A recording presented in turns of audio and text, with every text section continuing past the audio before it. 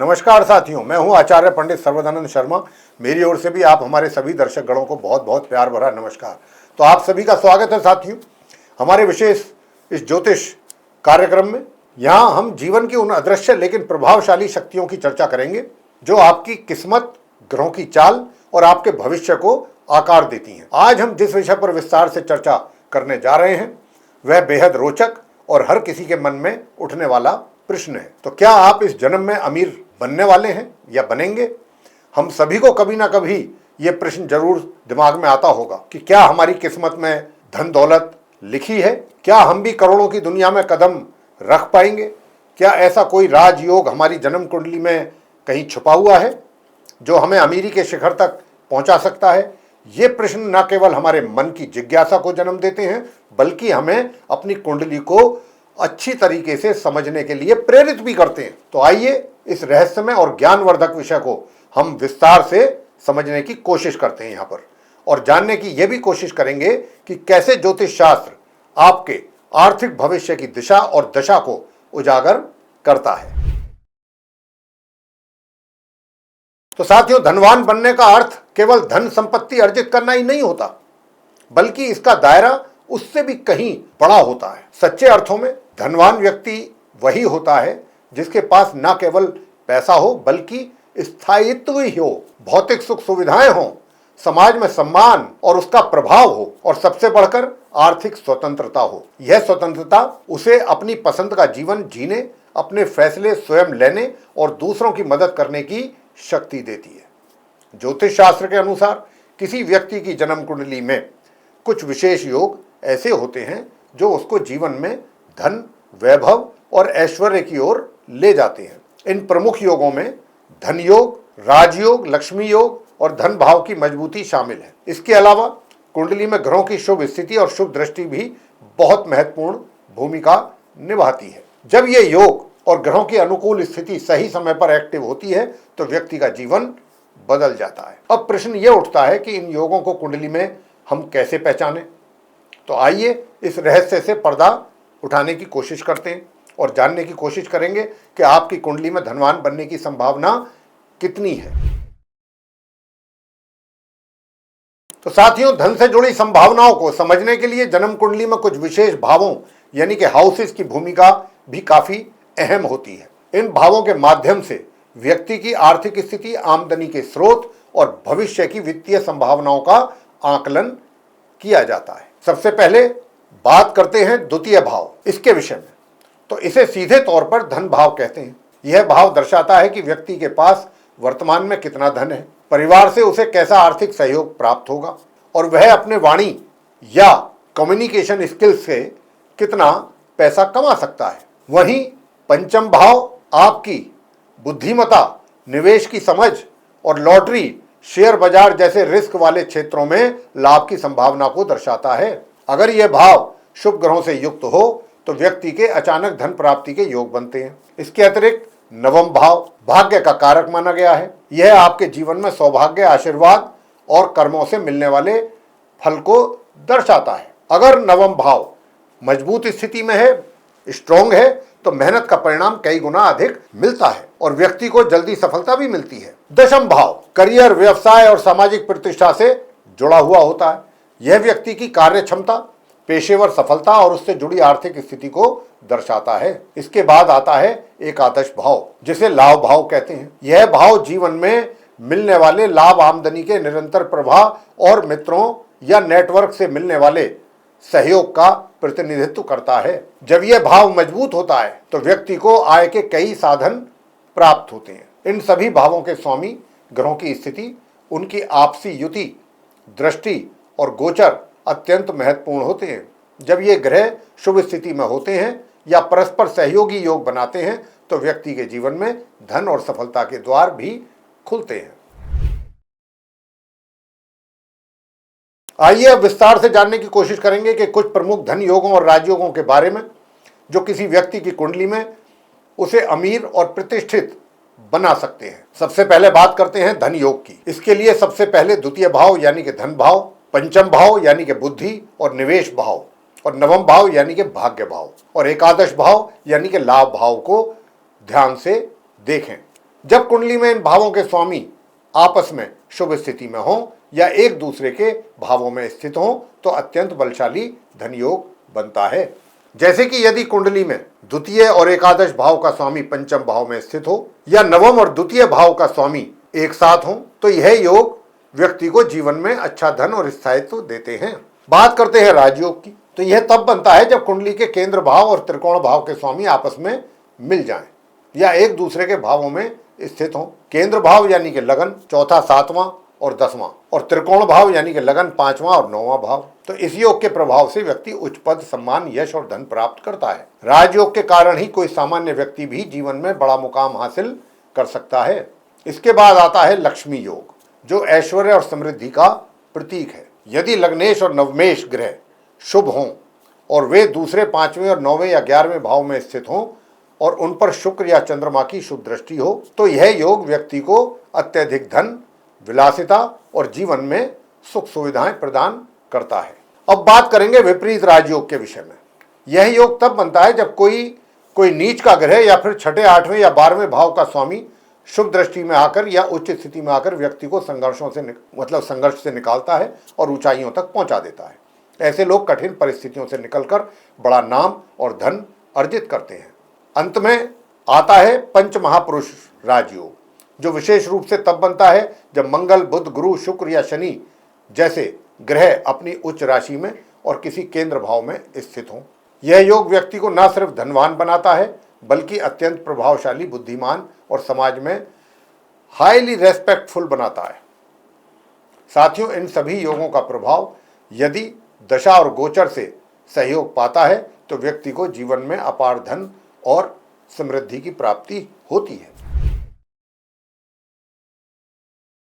अभी तक हमने कुंडली के भावों और योगों के बारे में चर्चा की थी, लेकिन यह समझना भी बेहद जरूरी है कि ग्रहों की स्थिति और उनका प्रभाव धन संपत्ति के योग में कितनी अहम भूमिका निभाते हैं।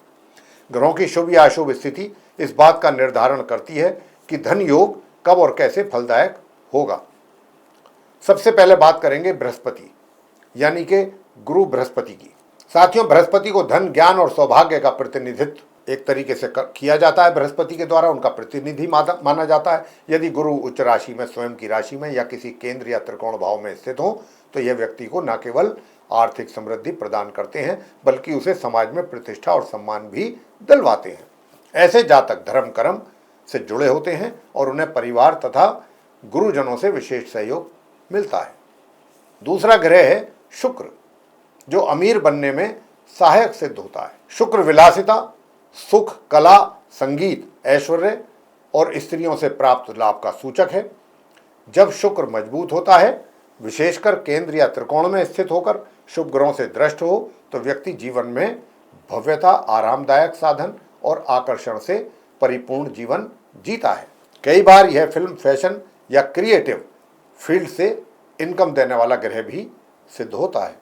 तीसरा ग्रह है चंद्रमा, जो मन और भावनाओं का कारक तो होता है, साथ ही साथ यह आय के प्रवाह और मानसिक स्थिति को प्रभावित करता है।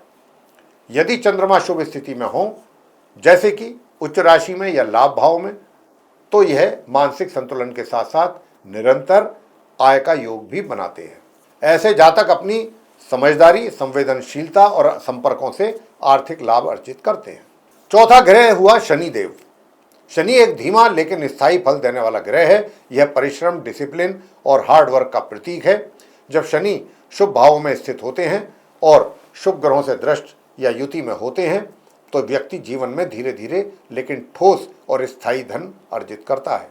शनि की कृपा से जातक जमीन जायदाद, फैक्ट्री, मशीनरी या प्रशासनिक कार्यों से आर्थिक स्थिरता प्रदान करता है। इस प्रकार ग्रहों की स्थिति कुंडली के धन योगों को मजबूत या कमजोर बनाती है। इसीलिए केवल भावों और योगों को देखना पर्याप्त नहीं है जब तक कि ग्रह अपने प्रभाव में सशक्त ना हो।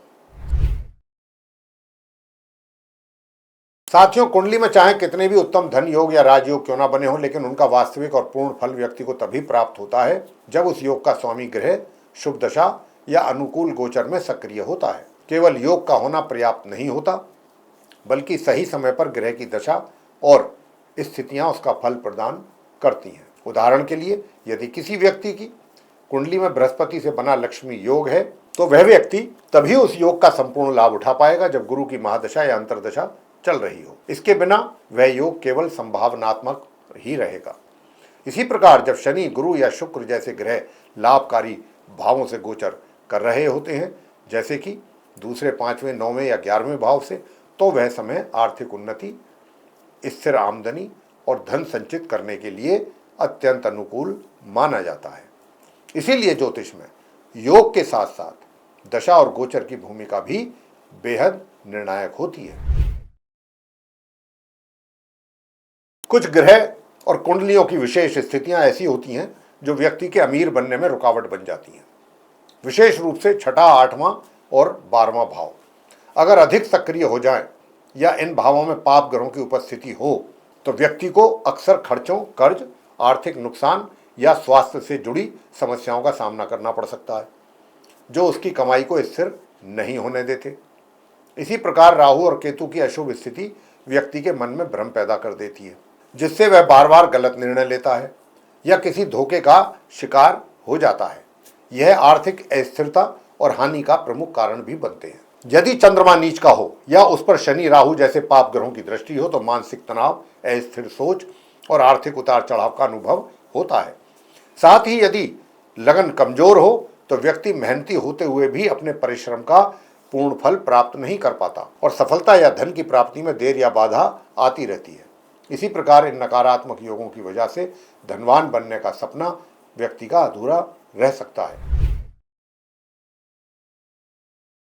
साथियों, अगर आपकी कुंडली में धन की प्राप्ति में बाधाएं आ रही हैं या कुछ ऐसे योग हैं कि जिसमें बाधाएं बनी हुई हैं, तो कुछ सरल और प्रभावशाली ज्योतिषीय उपाय अपनाकर आर्थिक स्थिति को आप सुधार सकते हैं। सबसे पहले उस ग्रह का मंत्र का जाप करना चाहिए जो आपकी कुंडली में धन भाव यानी कि द्वितीय भाव या एकादश भाव के स्वामी है। जैसे अगर शुक्र धन भाव का स्वामी है तो ओम शू शुक्राय नमः इस मंत्र का नियमित जप करें, और अगर गुरु स्वामी है तो ओम ब्रह्म बृहस्पतये नमः इस मंत्र का जाप करना आपके लिए लाभदायक रहेगा। इसके अतिरिक्त प्रत्येक गुरुवार को पीली वस्तुएं जैसे पीली दाल, पीले कपड़े या हल्दी इत्यादि का दान करना भी सौभाग्य में वृद्धि करता है, उसको आकर्षित करता है सौभाग्य को। जब आपकी कुंडली में किसी शुभ ग्रह की दशा चल रही हो उस समय उस ग्रह की शांति करवा लेना बहुत फलदायक रहता है। इसके साथ ही गाय को हरा चारा आप खिलाएं और जरूरतमंदों को भोजन कराएं।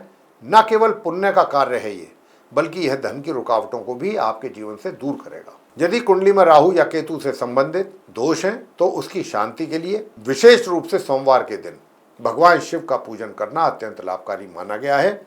ये उपाय निरंतर और श्रद्धा के साथ किए जाएं तो जीवन में आर्थिक स्थिरता और समृद्धि अवश्य देते हैं। तो साथियों, कुंडली में मौजूद अमीर बनने के योगों को देखकर ये अंदाजा जरूर लगाया जा सकता है कि आपके जीवन में धन, ऐश्वर्य और समृद्धि के अवसर कितने प्रबल हैं।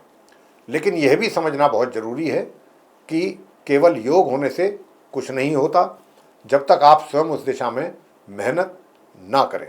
ज्योतिष तो हमको ये बताता है कि आपके पास कितनी संभावनाएं हैं, लेकिन उन संभावनाओं को हकीकत में बदलने के लिए कर्म भी तो करने होते हैं।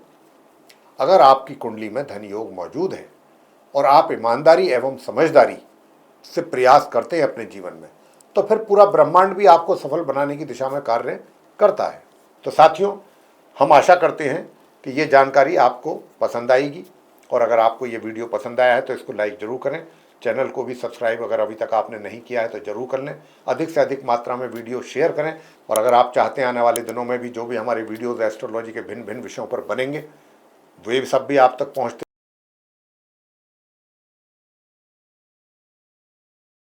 तो प्रिय साथियों, अब हम आपसे इजाज़त लेंगे और आप सभी का सहृदय बहुत बहुत धन्यवाद। जय माता दी।